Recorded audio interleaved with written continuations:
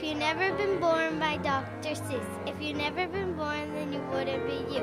If you'd never been born, then what would you be? You might be a fish, or a toad in a tree. You might be a doorknob, or 3 baked potatoes. You might be a bag full of hard green tomatoes, but worse than all that, you might be a wasn't. It wasn't is no fun at all. No, he isn't. A wasn't just isn't. He just isn't present. But you are you. And now isn't that pleasant?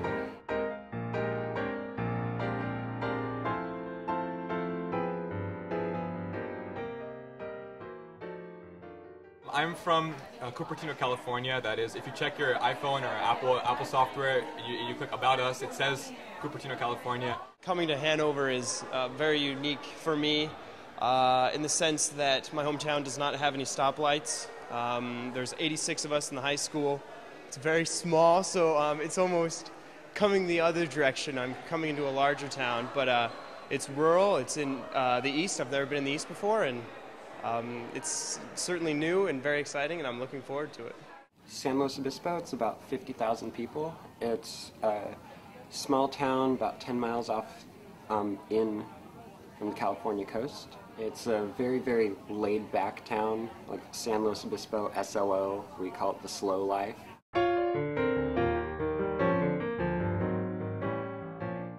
We had a program called Cultural Relations where a group of about 100 students went on a retreat together, and it was a really diverse group of kids, people from all different backgrounds, all different grades. And the most important part, I thought, was identity talks, where we all stayed up all night in a giant room, and people kind of popcorn style talked about an event or an experience or anything really that really affected them as a person. Our high school just had a new club called Model UN, and we got to go to the Harvard Model United Nations conference, which was so exciting because my school is small, like only 130 in the graduating class.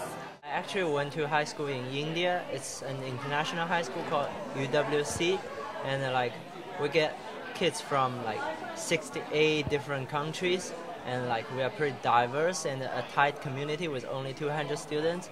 So I really had a great experience there.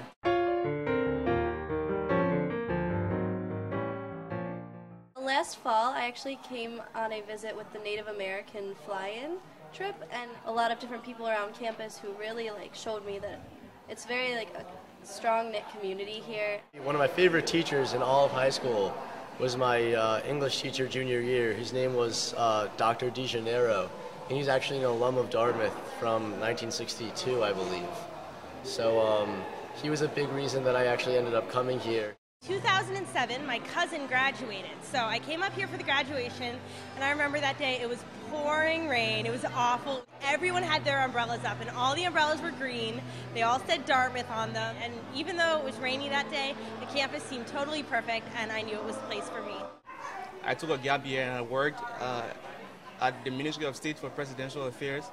My immediate boss, she actually went to Howard University in Washington, D.C., and then she went to Oxford University where she did her master's. I just thought, this is a Liberian woman, a young lady, and she has accomplished so much.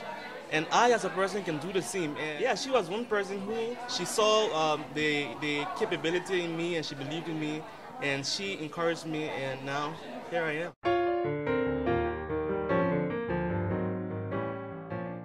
It may sound cliche, but I feel like I'm part of one huge family.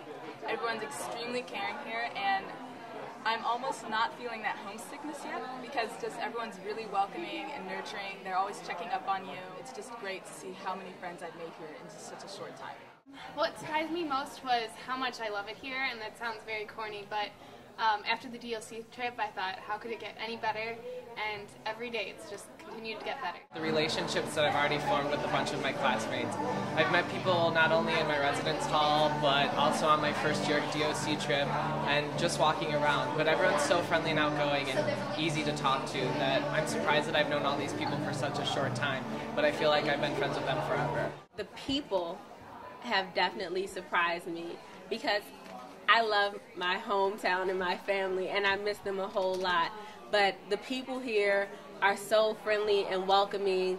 If they'll see you even have a little hint of sadness in your face or in your eyes or anything, they'll come and cheer you up. People here are really cool and fun, but at the same time they're really friendly. Like they're willing to really talk to you and explain things to you, and they're willing to know each other. You know, like they're willing to know about the difference between you and them. Everyone's just been so welcoming, and also like how all the departments, like you can go into the open house and ask a question about a class or something like that, and they're willing to help, which is just like amazing, and I love it. Great. Well, everyone welcomed me like that too. So let me welcome you guys. Welcome to Dartmouth.